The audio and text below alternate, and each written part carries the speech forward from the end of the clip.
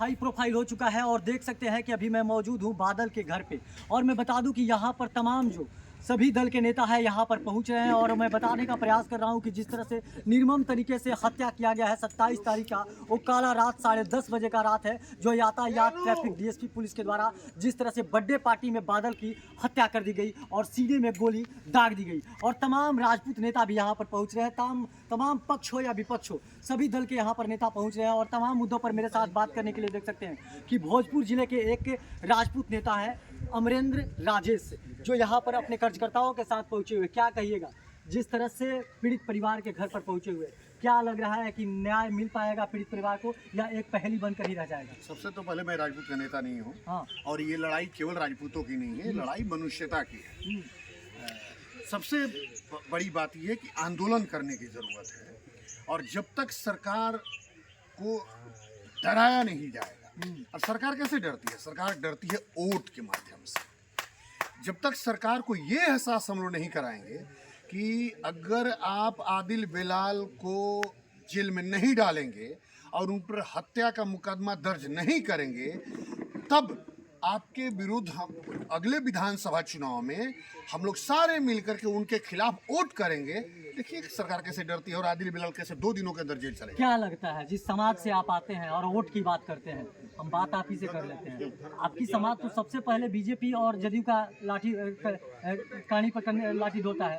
मैं तो कह रहा हूँ कि 20 वर्षों से इसी समाज के, मैं देखिए इसी राजपूत समाज के, क्षत्रिय समाज के दम पर सरकार है। और बहुत दुर्भाग्यपूर्ण स्थिति ये है कि हम लोगों ने क्या मांगा है?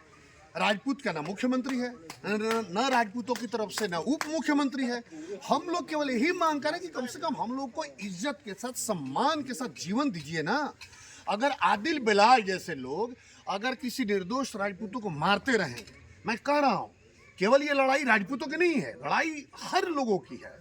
लेकिन अगर आदिल बिलाल जैसे लोग मारेंगे, हत्या कर देंगे सरेआम और पार्टी में ढूक करके मारेंगे, तो लड़ाई होनी चाहिए। और सरकार पर सबसे बड़ी बात है कि जो सरकार जो है उस पर दबाव डालने की ज़रूरत है। सरकार पर दबाव डालने की ज़रूरत है। जो नेता आ रहे हैं उन नेताओं से पूछने की ज़रूरत है कि आप कब सरकार को दबा रहे हैं। और जब तक हम लोग सवाल सीधे नीतीश कुमार से नहीं करेंगे, देखिए एक उदाहरण मैं दूंगा। 25 अगस्त 2006 को हमारे भोजपुर जिला में नवादा बिन में 3 सहोदर भाइयों को प्रशासन ने मारा था। मैं उस समय मुख्यमंत्री को काला झंडा दिखा करके अपने समाज के लिए ही जेल में था और उसके बाद लड़ाई काफ़ी हुई, लेकिन न्याय कम मिल पाया। हम लोगों ने यहाँ तक कि 23 अप्रैल 2007 को जब मुख्यमंत्री नीतीश कुमार रमना मैदान में आए थे, यानी 25 अगस्त 2006 के बाद 23 अप्रैल 2007 को, तब हमने रमना मैदान में भी हम लोगों ने कहा था कि सीबीआई जांच की मांग करते हैं हम लोग, और नीतीश कुमार को सार्वजनिक रूप से सीबीआई जांच की ऐलान करना पड़ा था। फिर भी हम लोगों को न्याय नहीं मिला, लेकिन हम लोगों ने वोट के दम पर 2010 में हम लोगों ने वो न्याय हासिल किया। तो मैं हमेशा कहता हूँ कि लोकतंत्र में जब तक आप वोट से नहीं डराइएगा तब तक नेता डरने वाले नहीं है। अब तक आदिल बिलाल पर केस हो जाना चाहिए था, और ये मैं मानता हूं कि समाज के लिए डूब मरने का दिन है कि एक आदिल बिलाल जैसे लोगों को सरकार हमारे दम पर है, जो सरकार हम लोगों के वजूद पर है, आखिर लड़ता कौन है इस सरकार के लिए? हम लोग तो लड़ रहे हैं, लेकिन अगर ये सरकार ये भी न्याय नहीं दे रही है तो निश्चित रूप से ये डूब मरने का समय है। लेकिन जब जो भी यहाँ पर आ रहा है सब अपनी वोट बैंक की राजनीति करने आ रहा है और कहीं खुलकर नहीं बोल पा रहा है, क्योंकि डर लग रहा है लोगों को कि 2025 में विधानसभा चुनाव, कहीं मेरी टिकट न चली जाए, कहीं मेरी सीट न चली जाए। इस पर कोई बोल नहीं रहा है और आप बात कर रहे हैं वोट देने के लिए, और सबसे आगे आप ही रहते हैं बीजेपी और जदयू के लिए। मैं तो कह रहा हूँ कि 2006 में भी नीतीश कुमार की सरकार थी, या उसी समय हम लोगों ने लड़ाई लड़ा था, इसी समाज के लिए लड़ाई लड़ा था ना। लड़ाई हम लोग लड़ते रहे 3 बार। देखिए 3 बार हमने नीतीश कुमार को काला झंडा दिखाया और 3 बार हम जेल में गए हुए हैं। ये हिस्ट्री है, इतिहास है।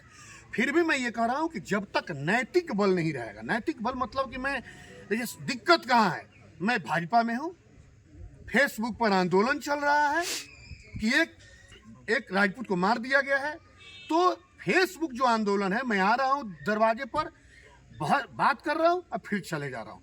सरकार पर जब तक दबाव नहीं डालेंगे, लोकतंत्र में देखिए दबाव से, वोट से सरकारें डरती हैं, और हम लोग के पास वोट है कि अगले जो 10 महीना में, जो अगले 10 महीनों के अंदर में चुनाव होने जा रहा है, अगर हम लोग वोट की शक्ति लगाएंगे तो मुझे लग रहा है कि एक सप्ताह के अंदर आदिल बिलाल जेल में जाएगा। हमें नहीं लग रहा है। आपके समाज के ही जितने भी नेता हैं वोट बैंकिंग के लिए राजनीति कर रहे हैं, सीट के लिए राजनीति कर रहे हैं, टिकट के लिए राजनीति कर रहे हैं। कहीं उनको ये डर लग रहा है कि हम अपने समाज के लड़के के लिए अगर खड़ा होकर बोल देंगे तो मेरी टिकट कट जाएगी, मेरा सीट चला जाएगा, इसलिए खुल कर नहीं बोल रहे। और विपक्ष तो हमलावर है, विपक्ष तो साफ कर रही है कि डबल इंजन की सरकार है, कार्रवाई क्यों नहीं कर रहे हैं? मैं तो ये कह रहा हूँ कि देखिए विपक्ष की बात नहीं है, बात यहाँ उस सरकार से, मैं उस विपक्ष की तारीफ ही नहीं कर रहा हूँ जो हमारे रिजर्वेशन के खिलाफ संसद में चली गई। मैं ये कह रहा हूँ कि जो सरकार है, जो इस नेता नहीं डर रहे हैं कि हम लोगों के जिन में ये सिखा दिया गया है कि उन नेताओं को कुछ दिनों तक आंदोलन करना है और कुछ दिनों के बाद आंदोलन को शिथिल कर देना। मैं आपको उदाहरण दिया ना कि 25 अगस्त 2006 भोजपुर जिला के नवादा-बेन में 3 सहोदर भाइयों को मारा गया और हम लोगों ने उसके जोड़ लीजिए 23 अप्रैल 2007 को हम लोगों ने नीतीश कुमार को काला झंडा दिखाया। और फिर मैं बता रहा हूं कि 7 अगस्त 2008 को उसी नवादा-बेन नरसंहार के खिलाफ हम लोग जेल में गए मंत्री, यानी 2 साल तक हम लोगों ने लगातार लड़ाई लड़ा। मतलब लगातार लड़ाई लड़ने की जरूरत है। मैं तो हमेशा उस समय भी, मैं जब आदरणीय रमा सिंह जी थे तभी मैं कह रहा हूं कि देखिए ये जुडिशरी की लड़ाई नहीं है। जब तक इन्वेस्टिगेशन अफसर आपके पक्ष में नहीं आएगा, सरकार नहीं आएगी, आप केवल एफआईआर करके ये लड़ाई नहीं जीत सकते। आपको दबाव डालना पड़ेगा और दबाव तभी होगा जब यहाँ के नेता डरेंगे कि हम हार भी सकते हैं, चाहे कोई हो। अच्छा, आपको